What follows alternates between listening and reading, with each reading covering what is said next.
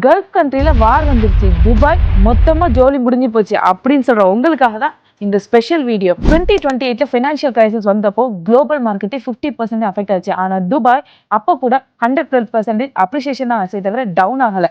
அதே மாதிரி கோவிட்ல 2020ல -10% குளோபலாவே அஃபெக்ட் ஆச்சு. அப்போ கூட துபாய் +60% 2022 அப்ரிசியேஷன் தான் ஆனாங்க, தவிர டவுன் ஆகல. ஆனா அதே மாதிரி 2024 சின்னதா ஒரு வெள்ளம் வந்துச்சு.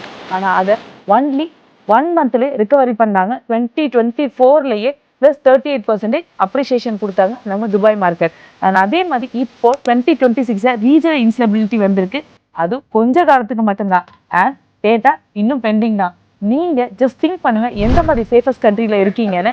அண்ட் ரிகவரி டைம் மற்ற கண்ட்ரிஸை கம்பேர் பண்ணும்போது துபாய் 90% சீக்கிரம் தான் ரிகவர் ஆனாங்க. வடிவேலு சொன்ன மாதிரி சின்ன பிள்ளைத்தனமால இருக்கு.